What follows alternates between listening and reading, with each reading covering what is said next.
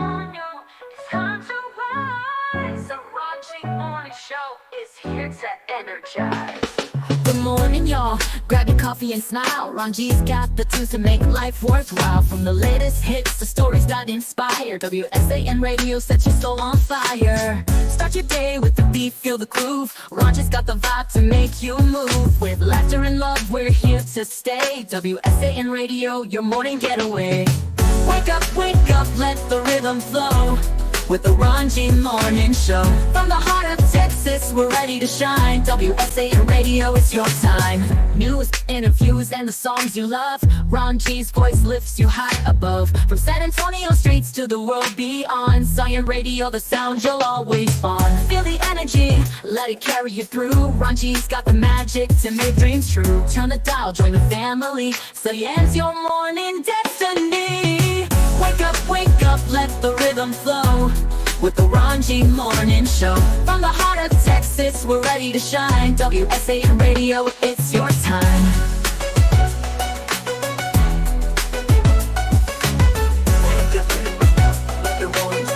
With Ron G, your show. San Antonio, let the music play. The Ron G Morning Show makes your day. All right. Good afternoon, gentlemen. How you doing? How you doing? Good afternoon. All right, How are you? Let's not have that on mute. You out there calling plays now. Hey, what did he say? Hey, I'd like to say congratulations to everybody for bringing this team to San Antonio. We've been dying for a football team. I'm not a Texan fan. I'm not a Cowboy fan. I'm from Chicago. Oh, me too. Yes, sir. Me too. I love, when we were, I put the way younger, I don't know if y'all remember, y'all might be too young to remember this. We had these Viking pouches that we would bring to the games, and they didn't check you too much. We used to put a whole bunch of rum in there and just order Cokes and just have fun there, blowing snowballs and all that stuff. But that's a good time going to a game in person. And now we get to do that all over again right here in good old San Antonio. Stan, so introduce your two quarterbacks right here, sir.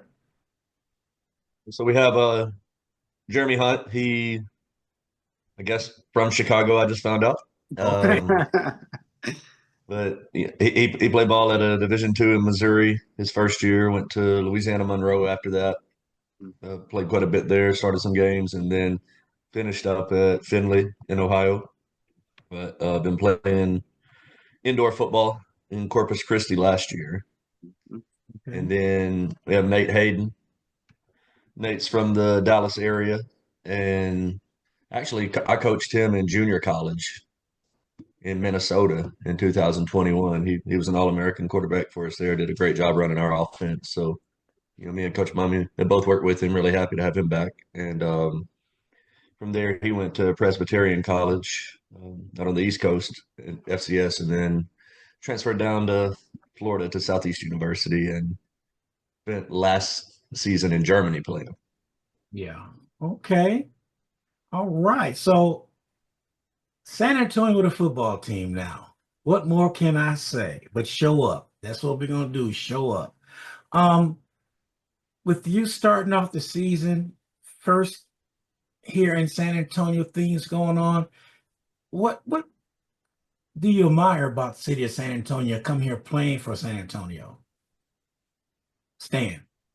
Oh, well, I haven't been back down. Since I got this job, I haven't been down there. I'll be going down middle of next week we have a tryout on Saturday, the following Saturday, the 15th.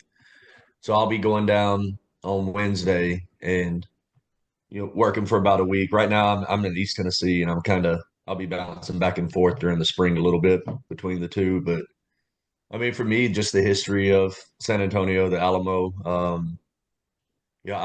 I went to the AFCA convention there, coaching convention.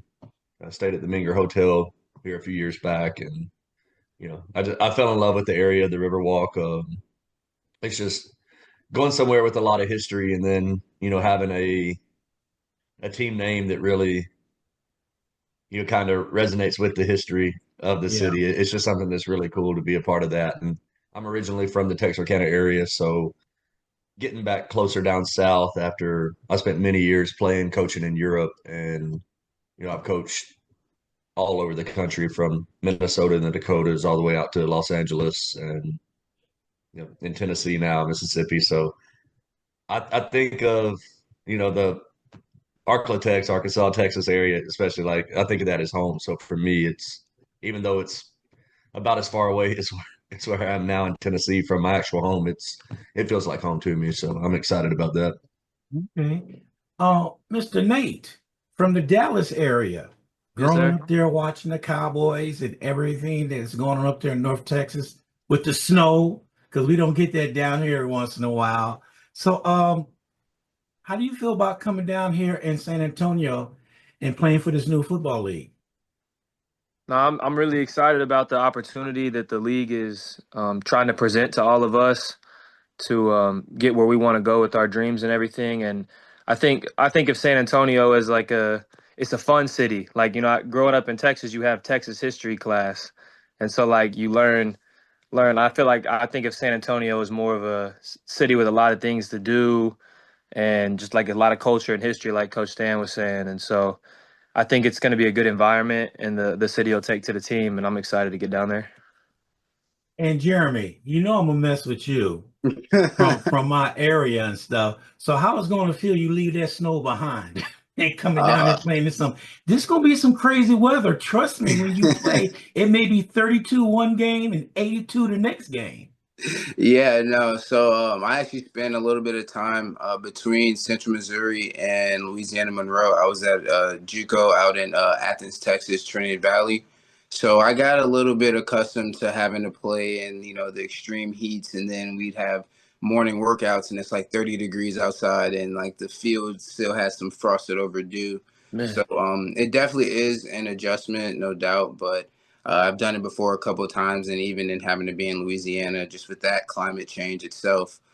So I'm really looking forward to it, and um, I'm glad that it's not going to be cold anymore. As much as I do love the cold, I'll take it being super warm and having to just be hot. So that's a lot easier to deal with. So you sound like me. Down here, they're putting on their navy pea coats when it's 50 degrees. I'm out there with short sleeves because I'm used Yeah, to it. They say, man, what's wrong with you? I said, exactly. man, this is not cold. Exactly. If anything, it's kind of nice because it's not, blistering hot for once. We get a cool Yeah. breeze coming in. So, yeah, Well, I like it. you wait till summer come around. You may change your tune because be 100+ degrees for 30 days in a row. Yeah, yeah, that's coming. Yeah, yeah. Stan, Yes, sir. what type of offensive scheme you gonna implement this Right. first year? Well, our head coach Al Mummy, he invented the air raid offense, and I've been with him in some form or another since 2015. So, running his system as he created it. We're a throw first team. We like to get the ball. Our philosophy is to throw the ball short to people who score. So it's more of a ball control offense where we're just trying to spread the ball all over the field. Spread, no huddle, anywhere from 3, 4, 5 receivers on the field every play. And we just try to spread the ball to our playmakers, and our quarterbacks are more like point guards with what we do. We just want them to get the guys that can score the ball and let them go do their thing. So you'll see us throwing it about 50 times a game, and no Ooh. huddle, and we're really aggressive and going for it on fourth down, doing things like that. So I don't think there's a more fun style of football that you're going to see. And I say Nate's played in several different systems. He's played for me as his coordinator before, so he knows what to expect. He could probably tell you about it from a quarterback perspective more so than what I could tell you, because for me it's what I've been doing for so long that Okay, I well, Nate, don't even think about it. you gonna air things out as they say in NFL? How you gonna do it? You worked up under Stan right here. Yes, sir. I mean, that's what I'm good at. That's what I enjoy doing, anyways. I don't want to do anything else but get the ball to the guys who make plays. And playing for Coach Stan's a lot of fun, and playing for Coach Mummy, they really everyone claims to be QB friendly, but they're actually like it's just very QB friendly, like for real, and they listen to you, and Your opinion matters to them, and you're never going to get just yelled at horribly and lose sight of what's bigger than whatever they got going on. Like they really keep you focused on the game and keep you calm in the moment. And it's definitely a lot of fun. Definitely air it out a lot. I mean, be on our own 35-yard line going for it on 4th and 8, and you're like, okay, Oh this is awesome. man. Like, it's a lot of fun. So I'm excited. So it's gonna be like that. You're gonna air that ball out and just go, huh?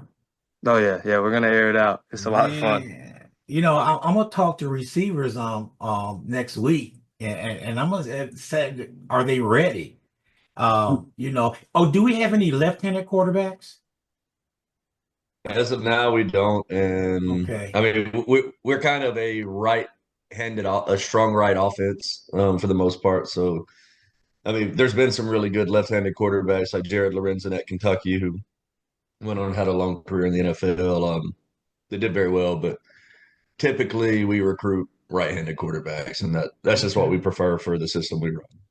okay. Speaking about that, what type of formation you gonna implement coming out? Yeah, I mean we're multiple. We'll probably be most places we've been shotgun almost exclusively, but in being a professional developmental league, we want to. Our goal is to get these guys moved on to the NFL, CFL, the highest levels that there are. So we want to be able to showcase them doing everything from being under center and doing play action, bootlegs, things like that. So we are going to adapt the system a little bit to help the players show the NFL coaches what they want to see. But we'll be very multiple. Like I say, we'll probably base out of 3 and 4 receivers. We like doing 3 receivers with 2 backs and doing a lot of different motions, things like that. A lot of crossing routes. But yeah, just about any formation you can imagine, you'll probably see that. So let me ask you something, Stan, on that. Are you gonna do like some NFL teams come out and surprise the team with running a 2-minute offense right off the bat? We run a 2 minute offense the entire game all season. It's not going to be a I surprise. figured, I just figured he's gonna say that. Yeah, yeah, that's no surprise. If we wanted to surprise them, then we'd huddle up. Oh, well, I guess that would be a surprise, huh? Yes, sir. Jeremy, into this scheme of what they're running, the formation and all that, have you ran some plays like this before, or Yeah, so I've been in kind of different variations of spread offenses. I've had like a pro style spread where we use a lot of tight ends and fullbacks, and it's a lot of different personnel and changes. Then when I was at Louisiana Monroe, I was there with Coach Rich Rodriguez, in which that was spread, but as fast as possible, and there was a lot more 11 personnel with just a tight end, 10 personnel, 2 backs, systems like that, and then arena ball we did a little bit of shotgun and it's a little different, but I actually got some under center work because that's what a lot of that is, being more under center and then just doing a lot of bootlegs from under, and then even in gun, some bootlegs at different colleges. So I've been in a couple different variations of offenses, and not every offense is the same, but the base principles of a lot of them are the same. So I'm looking forward to being able to learn a new style of offense and be in a just straight air raid type of offense. I've been in a lot of RPO type spread systems. So this will be something that's, a little new for me in the beginning, but, still a little familiar with certain plays and things like that, but still just a lot of fun, and I'm looking forward to it. okay? Stan, um, when you have the tryout that's coming up next Saturday, and you get more or less experienced players within your system, how do you develop the young players? Everything we do is based off of repetition, and I mean, I think that's almost anything in life. It's you want to get good at something, you got to do it over and over again. So, I mean, we're pretty simple. We're very simple actually in what we do offensively. We install our whole base offense in 3 days. So basically what we do is we go out, we do a third of the offense one day, and a third, and then a third, and then that fourth day we go back to what we did the first day, and maybe we expand a little bit on it, or maybe we just do the exact same exact same thing, same variations, and just do it over and over again and get better. But it's kind of like, shooting free throws. We're just going to do it over and over again and get better and better at what we do. We really don't do a ton of drills compared to what most teams do with like individual drills and stuff like that. From an offensive standpoint, all our skill guys are pretty much together all the time throughout the practice, and we're working on all of those small individual techniques while we're running our plays repetitively over and over again. So Yeah. we're kind of coaching within the play instead of going over doing things with cones or whatever, and then coming over and trying to run the play together. We just do it over and over again. And, when there's things that we need to correct, we do that. But it's just repetition. We do it till they get good at it. And I mean, this is a professional level. All these guys, there's not, I think at the professional level, quarterback might be the one position that you do develop a lot more because from the mental aspect of it and just the speed of the game. But for the rest of the positions, I mean, running a football and trying not to get tackled is the same no matter where you're at. Yeah. Or trying to block a big guy in front of you or running and catching a ball. I mean, that's just these guys being athletes and letting them go play. It's just making sure that they're understanding the whys of what they're doing and all the small things that we need them to do. So do you have a playbook that they go over so they know exactly what to do when the plays are called? We've never had a playbook in this offense. Okay. But we always say if we needed a playbook, then we're too complicated. For us, we can learn it and we can go out there, run it on the field and practice, and the guys will get it down. I mean, it's when you break down what we do, we have about 5 drop back passes, about 5 quick passes, and 2 or 3 runs, 2 or 3 screens, and that's it. So, it's guys will write out stuff. I mean, I'm sure, every quarterback by the time we're through with camp, they'll probably have their own playbooks maybe that they made off of, whiteboard sessions and stuff, classroom sessions that we've done. But no, as a whole, it's just a waste of paper because it's too simple what we do. It doesn't need to be out there. Okay. This question for both the quarterbacks. Conditioning. What do you do in your off time to make sure you're in shape all the time? You got it. All right. Well, I mean, first off, like besides weightlifting, that's something that I take seriously. So I always try to make sure I get at least 4 days in the weight room throughout the week, and then just not from the weight room, but then also then getting outside and getting with a couple of the guys, because there's been a couple receivers that are here in San Antonio, in which we would go out to the field at least 2 to 3 days. And, just kind of work up the route tree, work through some of the routes that, that we know that we're going to be running, just to kind of get that timing down. And with that field work, that's where that kind of extra conditioning comes into play. And for quarterback, it's kind of a little different because it's like we're not running seriously every single play, but it's kind of more of a conditioning in like my arm strength or like my legs, and just making sure like I don't get lazy in things, because that's usually what happens when you get up to about 50 throws just in a game. Like that's where your form could start slacking in areas, or your feet can get lazy. So just kind of doing those simple things. It's not anything too crazy. Just good old fashioned working out and hitting the field every single day. Just one of those, just a few ways that, are things that I do. And I'm pretty sure Nate does as well, just to stay in shape. Yeah, I'm doing the same thing. I'm lifting, pretty much every day, throwing pretty much every day. I try to run a few times a week, nothing crazy, but just, since we're going to play when it's 110 degrees, I want to have a little something to me. But yeah, Jeremy's right. It's a lot of arm conditioning to be able to throw routes on air every day when we run the same plays over and over and over again, and then still go out in the game and throw it 50 times, and just a lot of arm conditioning with that too. So try to get a lot of throws, try to take care of my arm too, even in the weight room. I do a lot of arm care and rotational work type stuff, even in the weight room, on top of just regular strength and stuff. But it is a little different being a quarterback, but just making sure I'm ready to go. Okay. Stan, let's say you're in the game, you got things going, and you look up the second quarter and the plays are not working like you want to because your opponent, the defense, is figuring you out. What adjustments do you make? Do you start running the ball, throwing shorter routes, or what do you do?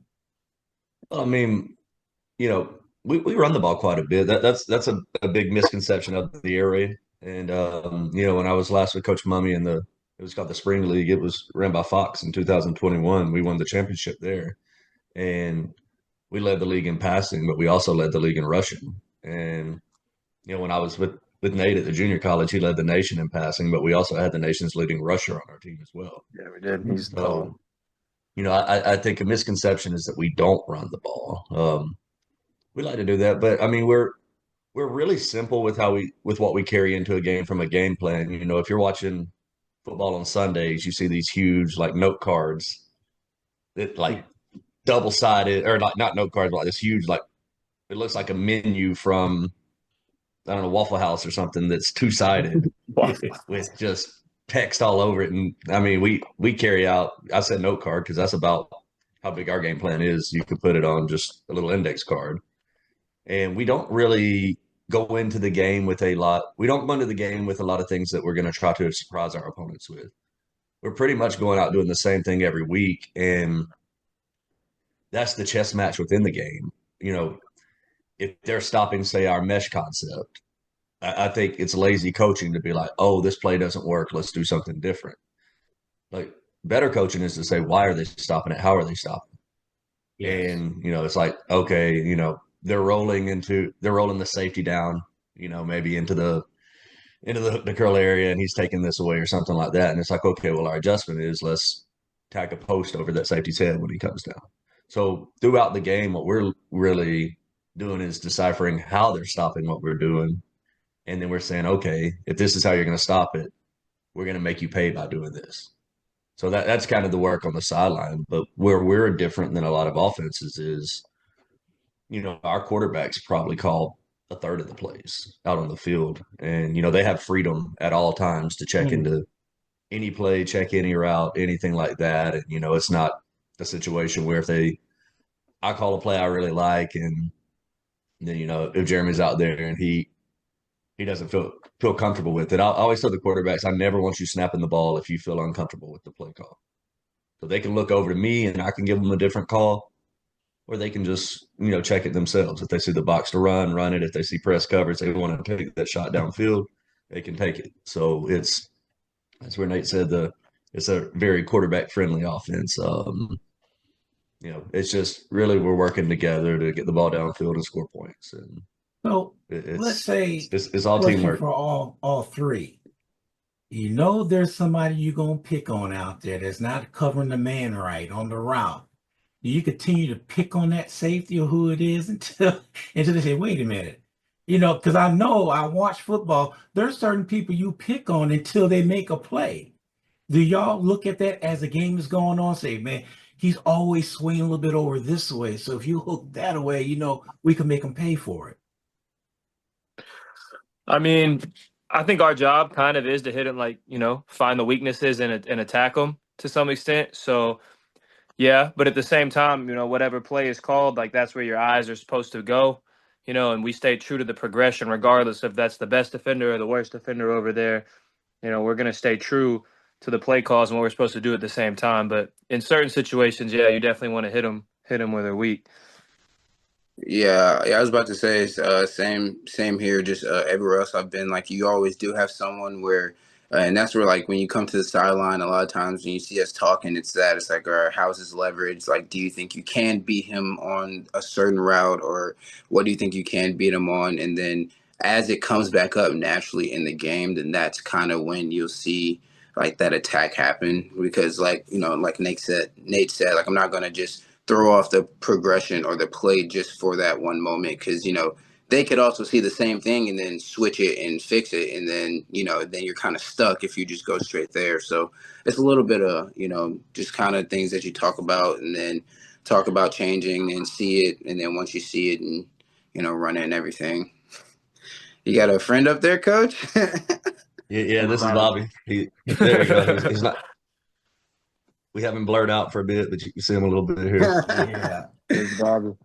Now, I would say that's like one thing I noticed playing with Coach Stan before is it's a lot more like Jeremy was saying, it's a lot of collaboration on the sideline. It's in-game counters. It's not overthinking what we think the defense might do and then going out there and trying to run a new play or a new scheme. It's just we run what we do 1,000 times, and then when we get out there, if they have an answer for it, we have our counter comes in the game. It's not we didn't guess what our counter should be before the game started. We come up with it as we see it happen.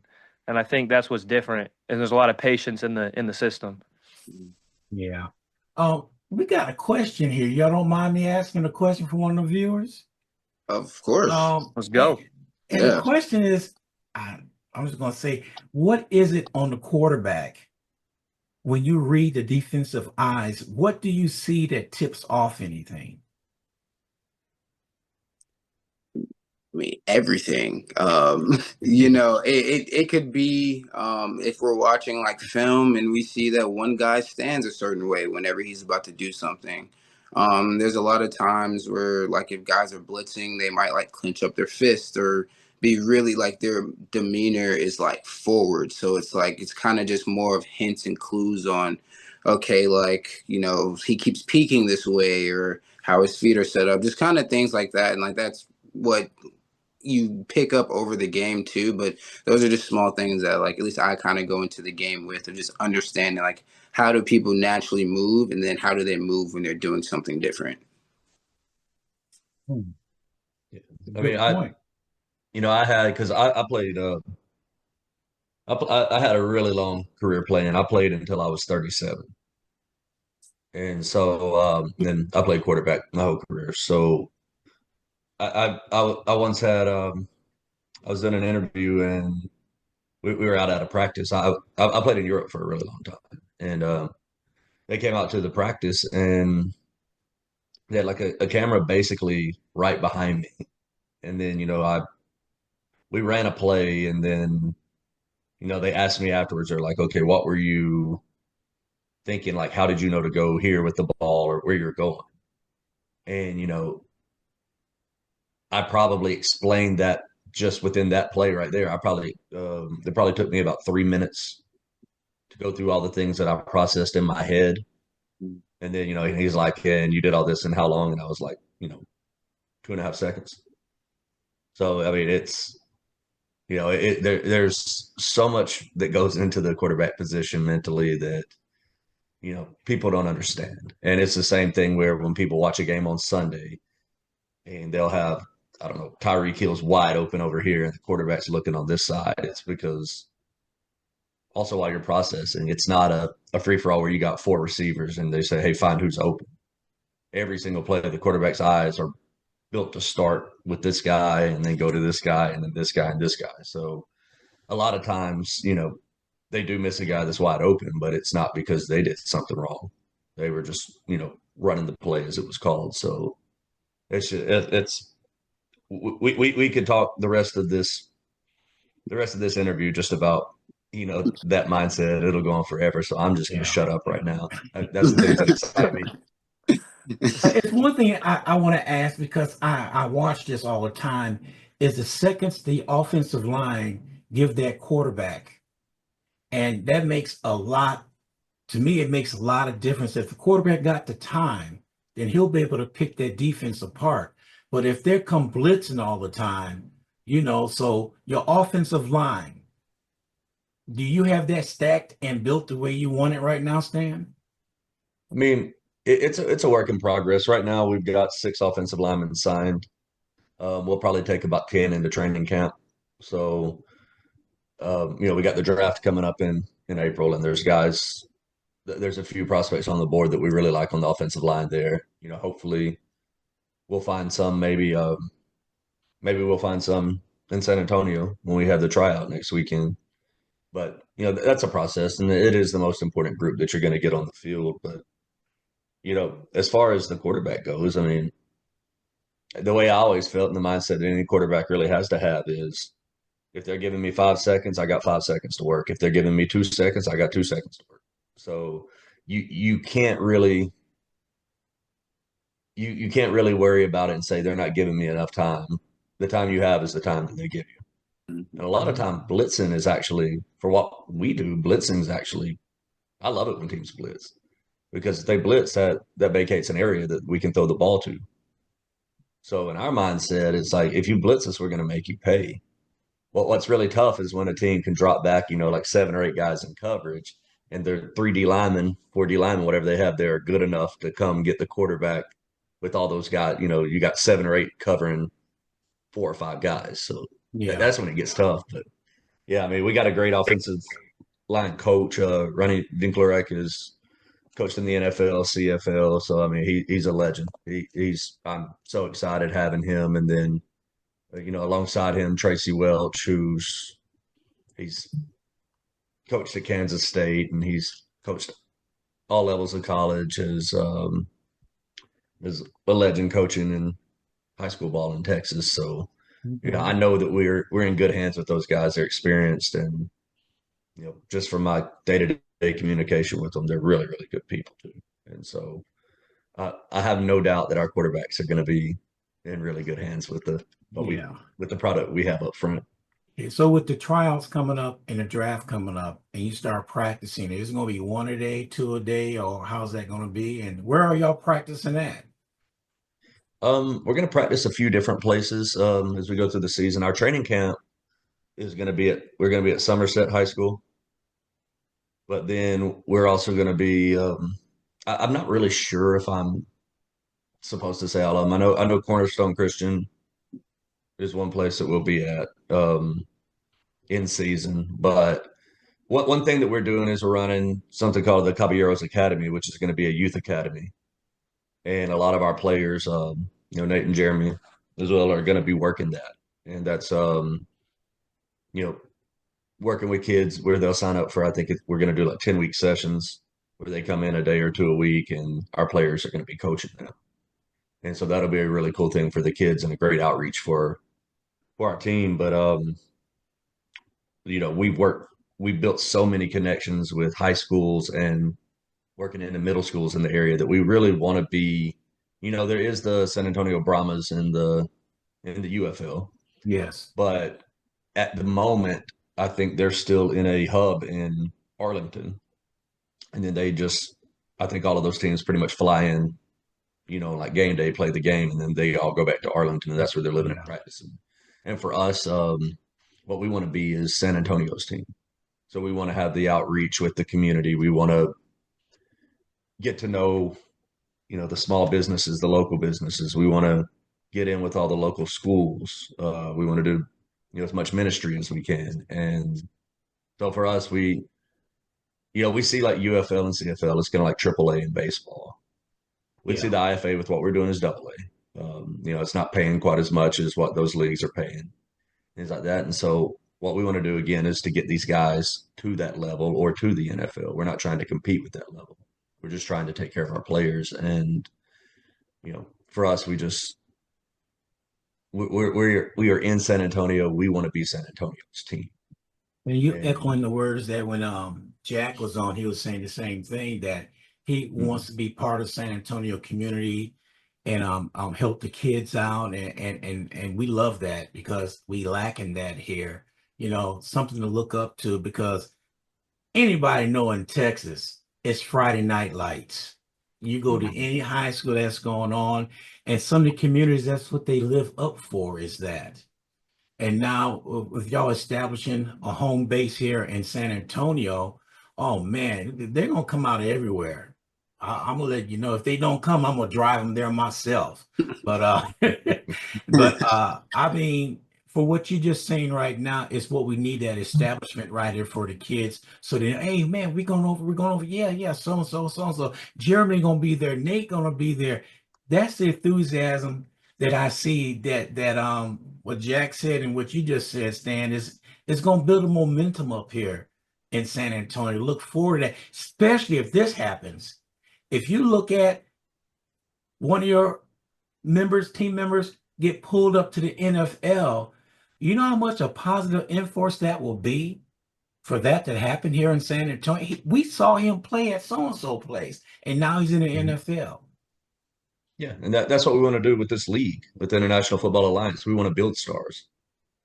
We want to take these younger guys like this and give them that platform of playing 11 on 11 NFL rules outdoor football and, showcase their talent. Because, one thing that I've just noticed through, because I'm our head of like player personnel. So my main job outside of the coaching aspect is finding, recruiting, and signing the best players that I can find. And I mean, it's every day. There's so many good players that contact me, and you notice that, like, you know, people. I've seen some people say, like, well, with the UFL and then all of the indoor leagues and CFL, NFL, Europe, is there room for another professional league? And you could start 3 more professional leagues, and there would still be really good football because there's so many talented players that are out there just looking for a chance to showcase what they can do. And now it's a blessing to be part of this and to be able to work with guys like Nate and Jeremy. I Hopefully just what you said, there's help them other move leagues. on. I see some of the newer league when they first came out years ago. They came out competing with the NFL, and this league is not competing. Y'all welcome anything to come in because what I'm hearing from you is like a farm club for the NFL. We got players here that one day will be up there. Who's that one? I can't think of that quarterback who was playing arena football and end up with the Cardinals and end up winning the Super Bowl. Kurt Warner. Kurt Kurt Warner. Warner, that's who it is. Now that's a story by itself, and then we hear stories about kickers being discovered in a grocery store and come out and kicking for the NFL. So you never know where this is going to go. Yeah, it's just all about exposure. That's what we talk. There's good players everywhere. It's giving them that platform to showcase what they can do, and that's what this league is, and that's who we are. That's what we're doing. Yeah, boy. Well, I appreciate y'all taking the time out. Stan, you want to tell everybody again about the tryouts and who's eligible and all the good stuff for y'all trying out at on the 15th? Yes, sir. We'll be trying out on the 15th. It's at Somerset High School, and it'll be from 10 a.m. to 1 p.m. We're limited it to 100 players. I believe the league website is ifa.football. But if they look up International Football Alliance and find it, you could sign up there for the tryout. And yeah, I'll be on hand. Coach Mummy will be on hand. We'll have several of the assistants there, and then a lot of our players that have already signed with us are going to be there helping out, and might work out a little bit as well. So it'll be a good blend of guys that are already with the team, and then guys that hopefully bring a lot of talent and hard work and make the team. Yeah. So yeah, it'll be 10 a.m. to 1 p.m. on Saturday the 15th at Somerset High School. Okay. Nate, Jeremy, and Stan, thank you for joining us this afternoon. Look forward to seeing y'all in person. Of course. Hey, thank you for having me. Sure. Thank you. Yeah, thank you. And you're welcome to come out and see us on the 15th if you want, my man. I'm going to come out there. I got one thing Good to do, and then I'll be out there. Sounds good. Sweet. All right. Okay, thank you. Yep, have a good one. Sure. Thank you for tuning in to WSAN Radio. Catch us on our YouTube channel, WSAN Radio SA. Subscribe to our channel and hit that notification button.